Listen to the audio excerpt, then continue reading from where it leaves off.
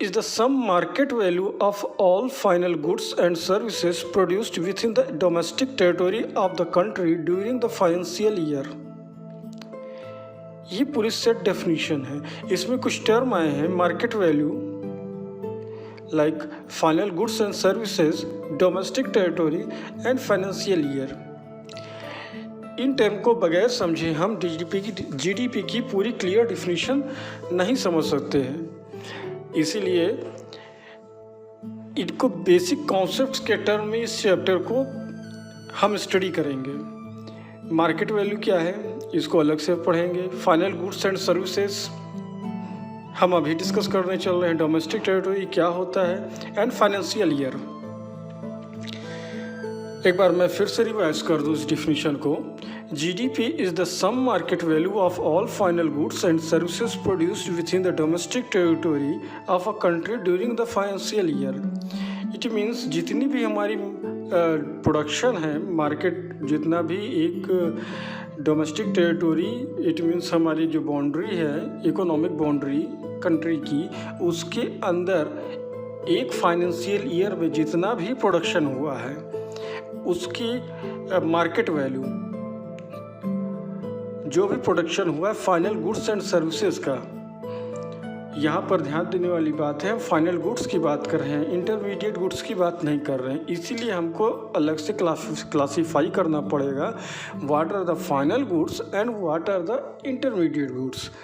सो हम यहाँ पर ऐड कर रहे हैं total final goods and services की मार्केट वैल्यू जो प्रोड्यूस की गई है डोमेस्टिक टेरिटोरी में, कितने समय में, फाइनेंशियल ईयर में, एक फाइनेंशियल ईयर में। सो अब एक बार जब हम जीडीपी का कैलकुलेशन समझ गए, जीडीपी की डेफिनेशन समझ गए, तो फिर जब इसमें हम NFIA, net factor income from abroad, जब factor income, it means abroad से आई हुई इनकम को जब हम डोमेस्टिक इनकम में ऐड कर देते हैं तब हमको मिलता है नेशनल इनकम। तो हमारा जो यूनिट है मेजरमेंट ऑफ नेशनल इनकम, उसको समझने से पहले हमको डेफिनेशन समझना पड़ेगा नेशनल इनकम की। और नेशनल इनकम की डेफिनेशन समझने से पहले कि जो नेशनल इनकम में हम टर्म को यूज़ करते हैं वो क्या है, उनको डिफाइन करना पड़ेगा। तो today we are going to discuss firstly final goods and services. पहले हम फाइनेंशियल ईयर समझ लें। फाइनेंशियल ईयर में कुछ ज़्यादा समझना नहीं है। It runs from 1 April to 31 March. ये पूरा फाइनेंशियल ईयर है। इसी के ड्यूरेशन में सारा का सारा कैलकुलेशन होता है। फाइनल गुड्स को हम देखते हैं, उनका प्रोडक्शन देखते हैं, उनकी मार्केट वैल्यू देखते हैं एक फाइनेंशियल ईयर में। एंड गुड्स की बात करें अगर, जो हम क्लासीफाई करेंगे आगे, final goods and intermediate goods. So goods क्या होते हैं और गुड्स कहाँ कहाँ यूज़ होते हैं, ये पूरी की पूरी इकोनॉमिक एक्टिविटी है। Production and consumption of goods are the core element of economic activity. Countless number of goods are produced and consumed in the economy, like for the school children, shoes and shirt, machine and tools for the firms and firm, guns and etc. for the defense services, ships and aircraft for the tourists, and so on. Different goods shows the different characteristic according their economic value differs. Some goods are finally used by the households like shoes, shirt, while some goods are finally used by the producer like truck and tractors. Some goods are used only once like milk and chocolate, while some goods are repeatedly used like a computer, cell phone, scooter, bike, etc. Further, some goods are used as a raw material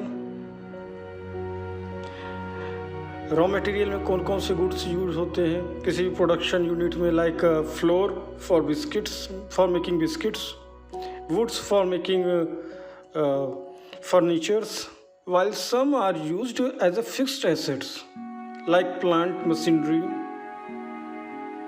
etc. The list of goods produced and consumed in the economy is endless, and their in use differs across different sections of the society. It is difficult, not easy. It is difficult to study economic value of each goods separately. Therefore, हम देखते हैं यहाँ पे कई तरीके के goods हैं जिनको हम कई डिफरेंट वेजेस से यूज़ करते हैं। कुछ गुड्स हमारे हैं स्कूल्स स्टूडेंट्स यूज़ करते हैं, कुछ हाउस होल्ड यूज़ कर रहे हैं, कुछ तुरंत यूज़ किए जाते हैं, कुछ लॉन्ग टर्म के लिए यूज़ किए जाते हैं। So therefore goods are often classified into different categories depending on their common characteristic or their end use. So two-way classification in the most common category of goods under, इसीलिए कुछ common character को use करते हुए हम goods को two way classification करते हैं। Two way classification में सबसे पहले capital goods and consumer goods part A हो गया। सेकेंड पार्ट में final goods and intermediate goods. तो सेपरेटली हम इनको अलग अलग समझते हैं, what are the capital goods and what consumer goods and final goods क्या होते हैं, इंटरमीडिएट्स गुड्स क्या होते हैं। So if we talk about firstly consumer goods, what are the consumer goods. Consumer goods और ये कहें हम consumption goods, consumer goods are those goods which are directly used for the satisfactions of human wants. These are not used in the production of other goods. इनको directly use किया जाता है, directly इसको अपना सेटिस्फैक्शन ऑफ ह्यूमन वांट्स के लिए इनको use किया जाता है। For example ice cream, milk used by the household. Consumption of goods are meet for the final consumption and as the final goods. These are the ready for use by their final user. ये हमेशा इनको ये समझा जाता है कि ready to use है, इनको डायरेक्टली यूज़ किया जा सकता है, डायरेक्टली सेटिस्फैक्शन के लिए यूज़ कर सकते हैं। इनको फर्दर क्लासीफाई किया गया है durable goods, semi durable goods, non durable goods and non material good और सर्विसेज। ये क्लासिफिकेशन बेस्ड ऑन टाइम है, इसको यूज़ जितने टाइम पर किया जा सकता है, जितने समय तक यूज़ किया जा सकता है, उसी अकॉर्डिंग इनको क्लासिफाई किया गया है। Firstly what are the durable goods. Durable consumer goods. Durable consumer goods are those goods which can be used for the several years, जिनको एक साल से ज़्यादा हम कई बार साल तो तक यूज़ कर सकते हैं, उनको ड्यूरेबल गुड्स कहते हैं।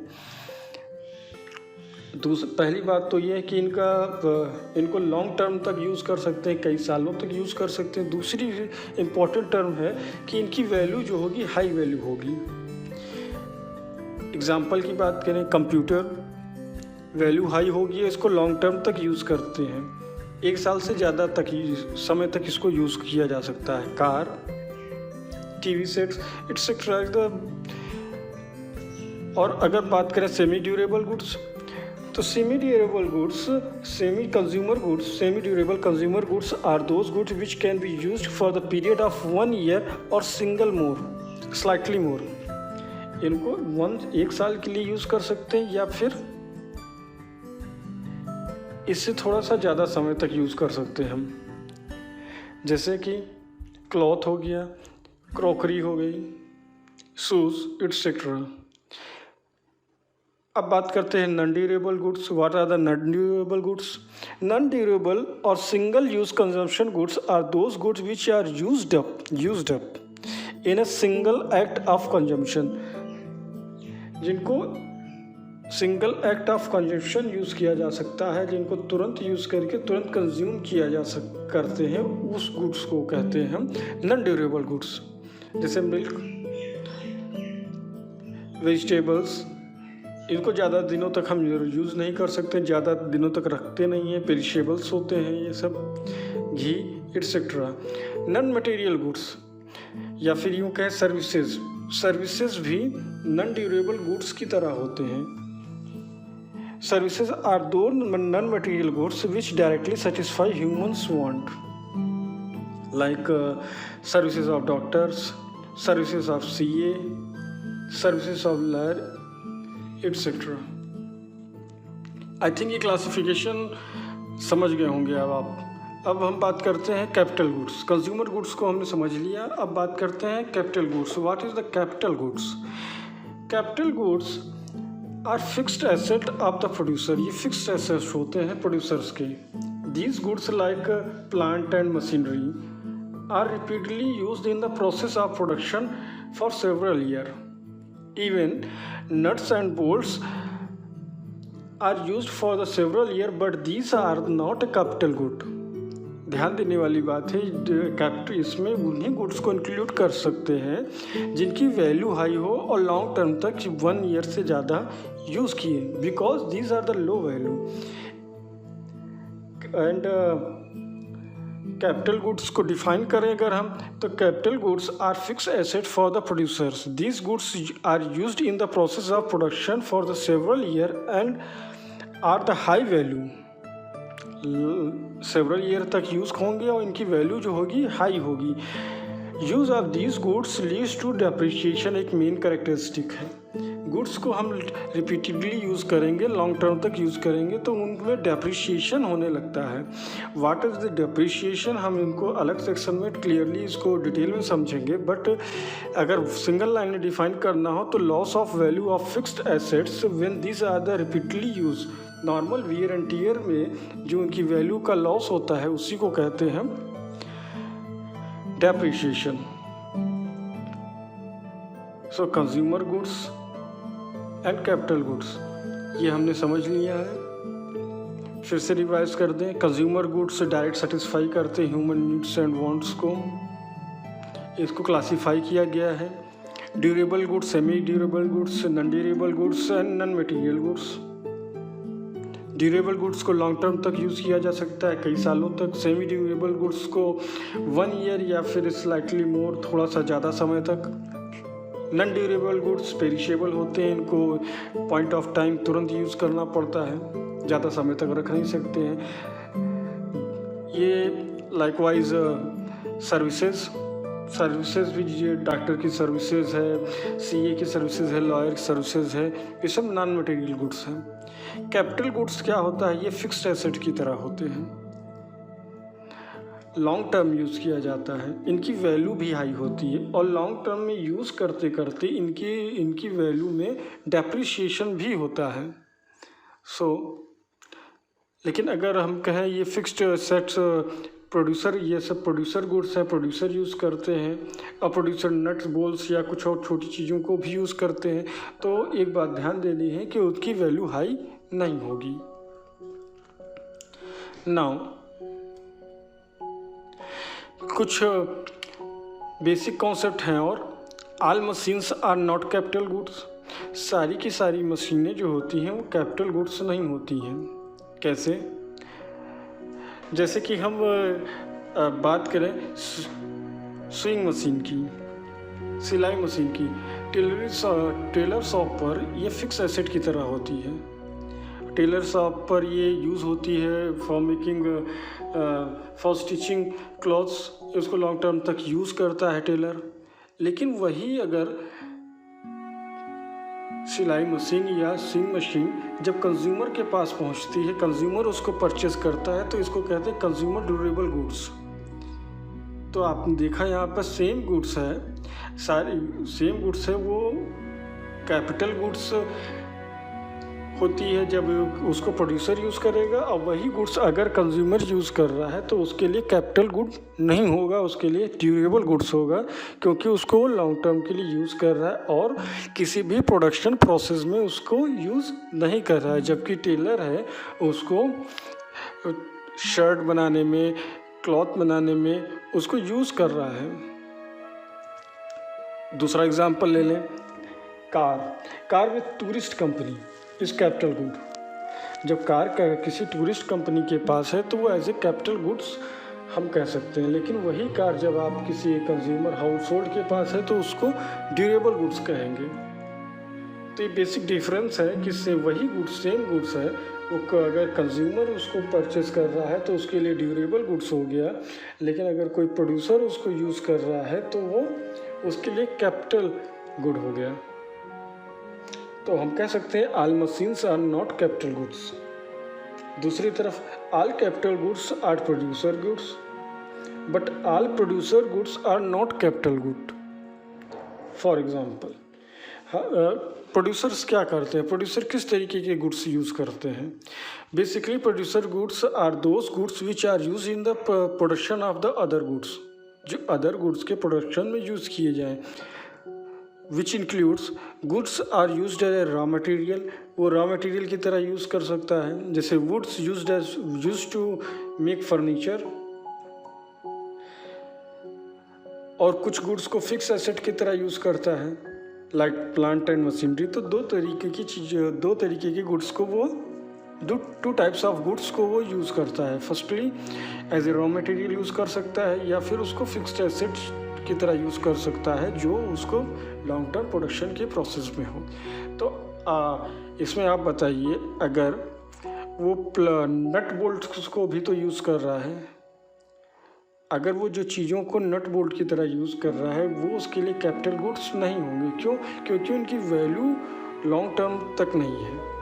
तो ऑल गुड्स कह सकते हैं capital goods are producer goods, but all producer goods are not capital goods.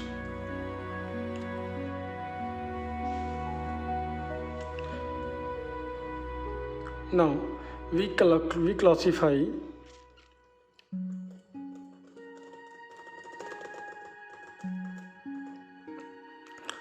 Final goods क्या होते हैं? फाइनल गुड्स या कहें कि फिनिश्ड गुड्स या फिर ready to used for consumer goods, ये इंड यूज क्लासिफिकेशन है।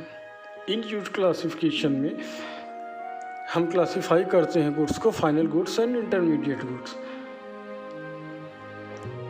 इंटरमीडिएट गुड्स क्या होते हैं? Intermediate goods remains within production boundary line, वो जो प्रोडक्शन की बाउंड्री लाइन है उसको क्रॉस नहीं किए होते, उसी के अंदर होते हैं। इट मीन्स, इसको अगर हम एक्सप्लेन करें कि एक प्रोडक्शन यूनिट से निकल कर कोई गुड दूसरे प्रोडक्शन यूनिट में जा रहा है, फाइनल कंज्यूमर तक नहीं पहुंच रहा है, तो उसको कहेंगे इंटरमीडिएट गुड्स। फाइनल गुड्स को कहें तो final goods cross the production boundary, ये प्रोडक्शन की बाउंड्री लाइन को क्रॉस करके फाइनल यूज़र के पास पहुंच जाता है। प्रोडक्शन, ये आप देख सकते हैं क्लियरली प्रोडक्शन बाउंड्री लाइन। तो इंटरमीडिएट गुड्स क्या होते हैं? Intermediate goods are those goods and services which are purchased by one production unit for other production unit for the during the financial year, like further processing.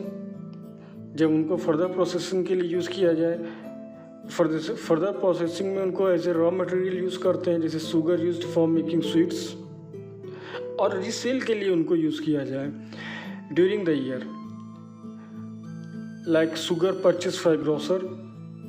कोई grocer इसको purchase कर रहा है तो इसको इंटरमीडिएट गुड्स की तरह हम कंसीडर करेंगे, क्योंकि ये फाइनल यूज़र के पास नहीं पहुंचा है। On the other hand, what are the final goods?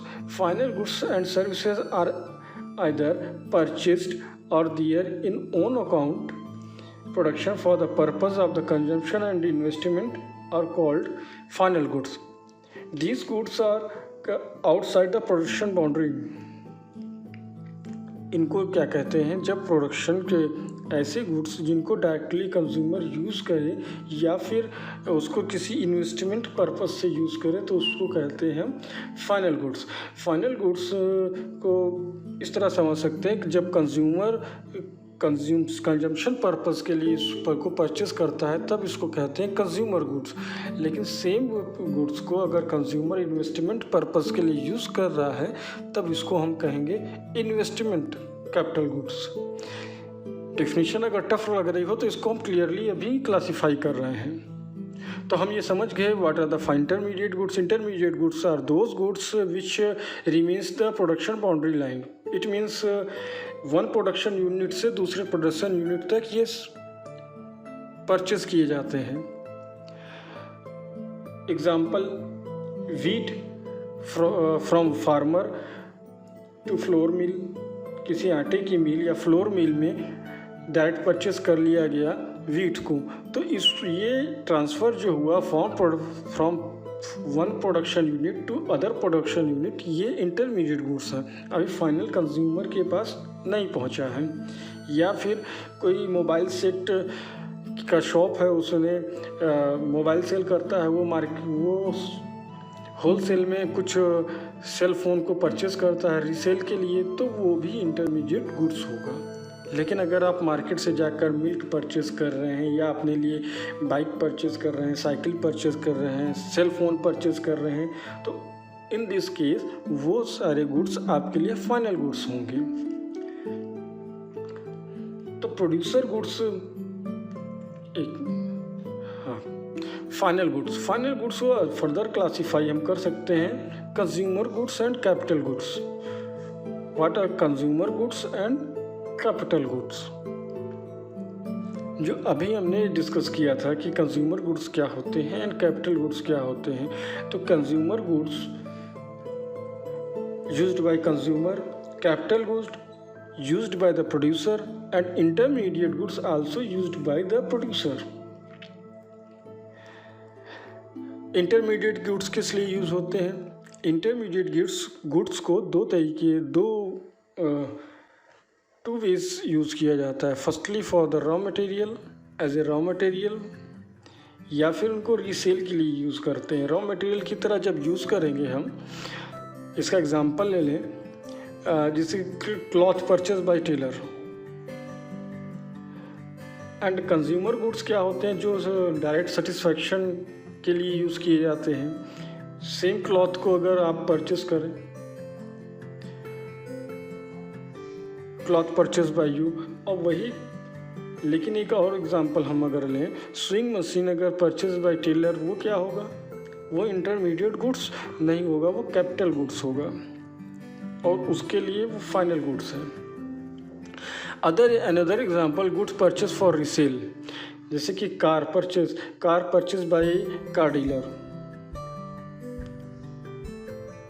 And वही सेम कार अगर आप परचेज कर लें तब कोई फाइनल कंज्यूमर उसको परचेस करे तो पर्सनल यूज़, तो वो कंज्यूमर गुड्स कहलाएगा।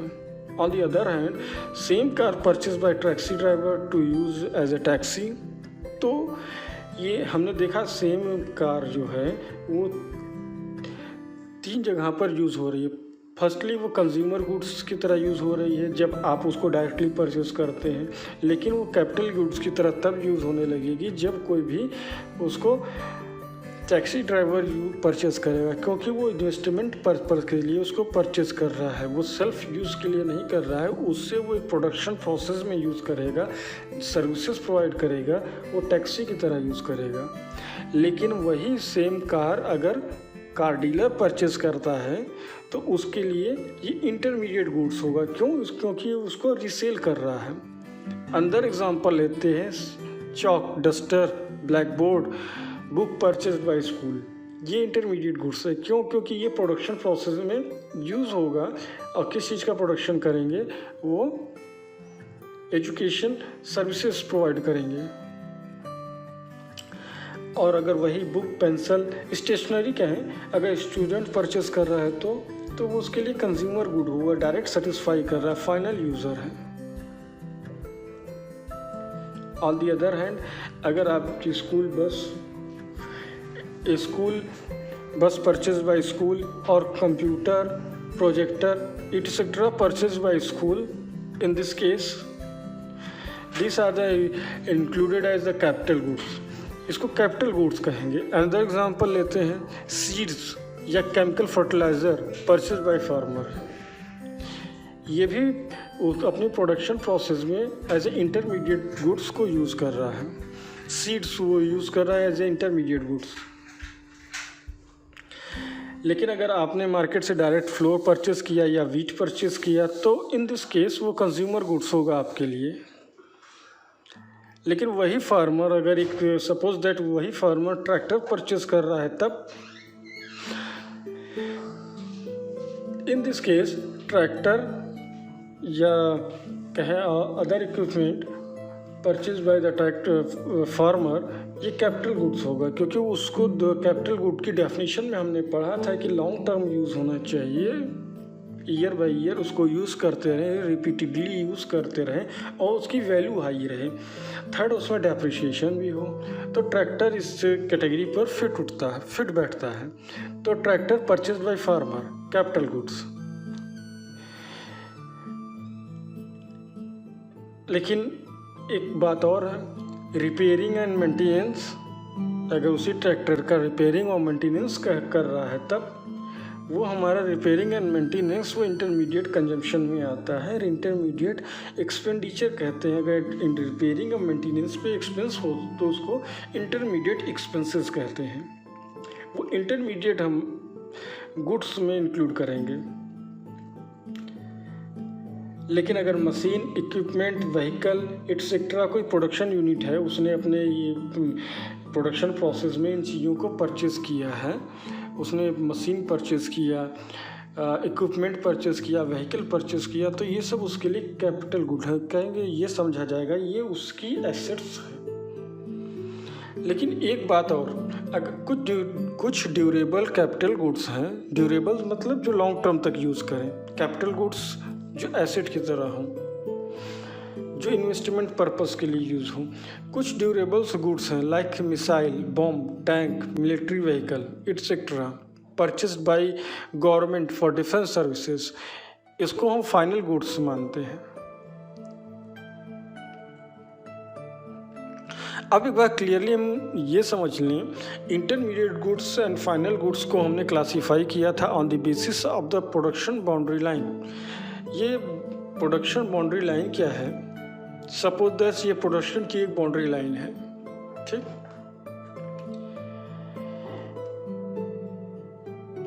ये प्रोडक्शन की बाउंड्री लाइन है और इसके अंदर हम प्रोडक्शन करते हैं. फर्स्टली हम देखते हैं फार्मर ने प्रोड्यूस किया वीट. उसने गेहूं की प्रोडक्शन किया फॉर द वर्थ 1000 का उसने प्रोडक्शन किया एक मार्केट किसी फाइनेंशियल ईयर में.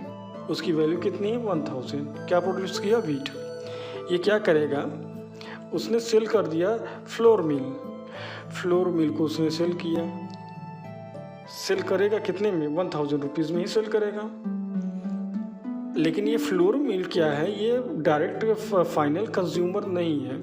यहाँ पर आकर इस गेहूं की या वीट की वैल्यू ख़त्म नहीं हो रही है, एंड नहीं हो रही है. ये फर्दर प्रोडक्शन प्रोसेस में यूज़ हो रहा है.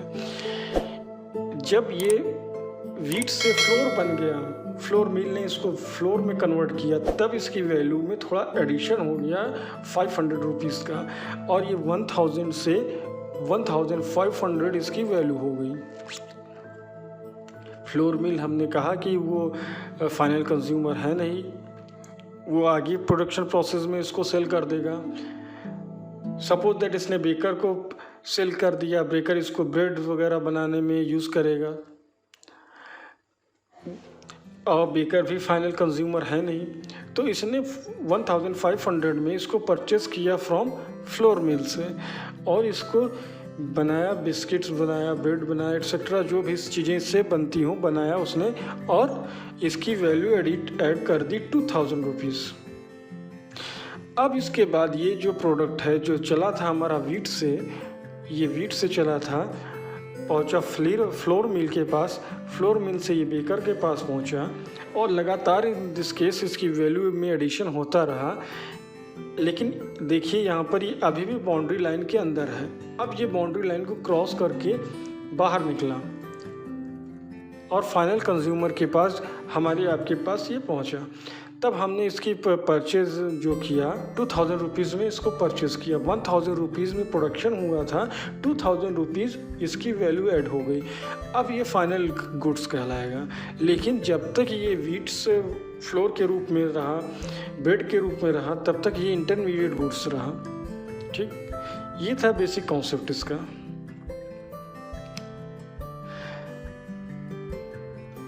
एक एग्जांपल से समझ सकते हैं हम कि सेम गुड्स है, वो फाइनल गुड्स कब कैसे होगा, इंटरमीडिएट गुड्स कैसे कहेंगे हम उसको।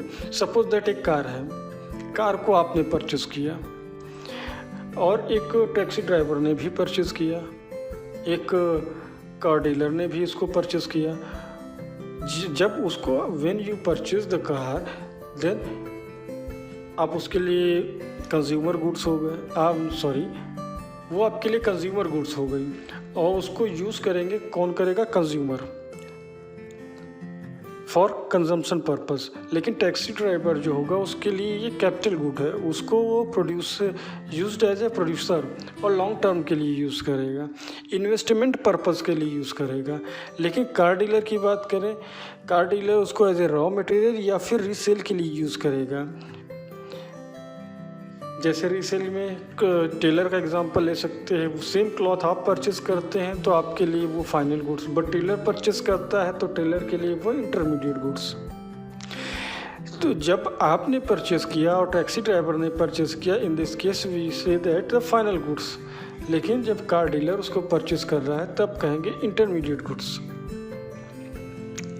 एग्जाम्पल से हम समझ सकते हैं कुछ चीज़ें। Paper purchase by publisher, publisher किसी पेपर्स को परचेस कर रहा है तो ये इंटरमीडिएट गुड्स होगा कि फाइनल गुड्स होगा। क्योंकि अभी इसकी पेपर का यूज़ ख़त्म नहीं हुआ, ये फाइनल कंज्यूमर के पास पहुंचा नहीं, ये अभी एक प्रोडक्शन यूनिट में ही है और इससे पब्लिशर या मैगज़ीन प्रिंट करेगा या बुक प्रिंट करेगा, कॉपी प्रिंट करेगा, कुछ भी प्रिंट करेगा, इसलिए ये इंटरमीडिएट गुड होगा। अंदर example milk purchase by house hold, ये पॉइंट ऑफ टाइम यूज़ है, पेरिशेबल गुड्स है, इसको हम तुरंत यूज़ करते हैं, इसीलिए ये फाइनल गुड है। फर्नीचर परचेज्ड बाय स्कूल, ये लॉन्ग टर्म के लिए यूज़ किया जाता है, लेकिन इसको हम यूज़ करते हैं इन द प्रोडक्शन प्रोसेस। अब प्रोडक्शन किस चीज़ का हो रहा है, एजुकेशन सर्विसेज का हो रहा है, इसलिए इंटरमीडिएट गुड है। Text book purchased bye student, अगर वही टेक्स्ट बुक स्कूल परचेज करता है तब कहेंगे इंटरमीडिएट गुड, लेकिन अगर स्टूडेंट परचेज कर रहा है तब final good. Text book purchased bye school, intermediate good. Electricity consumed in a business, ये हमारी कॉस्ट को इंक्रीज करता है, इसलिए इंटरमीडिएट गुड्स कहलाता है। इसका एडिशन फाइनल प्रोडक्ट्स में हम करते हैं। Coal purchased by factory, again intermediate good. क्योंकि कोल का प्रोडक्शन अभी हम कोल को यूज़ हम एज ए इंटरमीडिएट कर रहे हैं, इनका एक प्रोडक्शन यूनिट में अभी यूज़ हो रहा है। Fees paid by the lawyer by the producers, ये इंटरमीडिएट गुड होगा। क्यों इंटरमीडिएट गुड होगा, हमने कहा था, आपने देखा था services of goods, services of doctor, lawyer services. इसको बेसिक कॉन्सेप्ट पर हम ये देखते हैं, इंड यूज़र कौन है। इंड यूज़र इसका प्रोड्यूसर नहीं है, इसको एज ए प्रोडक्शन प्रोसेस में यूज़ किया जा रहा है। लॉयर की सर्विसेज सलाह लेते हैं कि हमको आगे क्या करना है, कैसे करना है, और उसको प्रोडक्शन प्रोसेस में यूज़ करते हैं, इसलिए इंटरमीडिएट गुड होगा। Mobile set purchase by the mobile dealer, intermediate good होगा, क्योंकि वो रीसेल करेगा आगे। सो सिग्निफिकेंस क्या है, significance of the distinction between intermediate goods and final goods, हम इसको क्यों डिफाइन कर रहे हैं अलग से।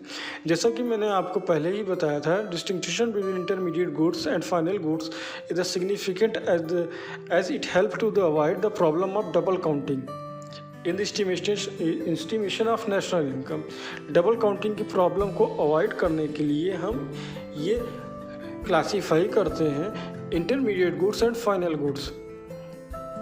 डबल काउंटिंग क्या है, सपोज दैट हमने मोबाइल को परचेस किया 10,000 में और उसको रिसेल कर दिया, कुछ समय तक यूज़ किया, उसको रिसेल किया 5,000 में। तो एक काउंटिंग तो ये भी हो सकती है कि अब इसकी टोटल वैल्यू हो गई 15,000, और उसने भी अगर इसको 2,500 में सेल कर दिया तो हम इसको कह सकते हैं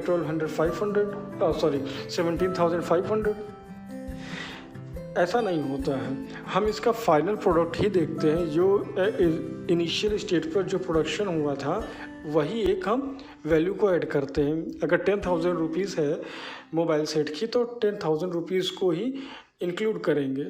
बाकी चीज़ें अगर इंक्लूड की जा रही हैं, एक ही कॉस्ट को कई बार इंक्लूड कर ले रहे हैं, तो वो डबल काउंटिंग की प्रॉब्लम है। सपोज दैट हमने प्रोडक्शन बाउंड्री लाइन का जब एग्जांपल दिया था, वीट 1000 का प्रोडक्शन हुआ था और उसको सेल किया था उसने 1500 में, तो अब हम कहें वीट की वैल्यू हो गई 2500, ये कहना गलत होगा क्योंकि ये ऑलरेडी हमने 1000 इंक्लूड कर रखा है। तो इस चीज़ प्रॉब्लम को से अलग करने के लिए हम final good and intermediate goods को सेपरेटली क्लासीफाई करते हैं। एक बात और बता दूं मैं, इंटरमीडिएट गुड्स जितने भी होते हैं उनको हम जब मेज़रमेंट करते हैं या अकाउंटिंग करते हैं नेशनल इनकम की, तो इंटरमीडिएट गुड्स को इंक्लूड नहीं करते हैं, जबकि फाइनल गुड्स को हम ही इंक्लूड करते हैं। तो ये भी एक इम्पोर्टेंस है ये समझने के लिए कि हम फाइनल गुड्स को क्यों क्लासीफाई कर रहे हैं, इंटरमीडिएट गुड्स को क्यों क्लासीफाई करते हैं। तो जितना भी चीज़ें हमने डिस्कस की हैं इंटरमीडिएट गुड्स और फाइनल गुड्स, उसमें इंटरमीडिएट गुड्स को हम नेशनल इनकम में इंक्लूड नहीं करेंगे, सिर्फ फाइनल गुड्स जितने भी थे उसको इंक्लूड करेंगे। सो ये था अंत इस वीडियो का। आप अपने सजेशन, आपको कुछ ना समझ में आया हो, कुछ टॉपिक मुझसे मिस हो गया हो, तो आप उसको क्लियरली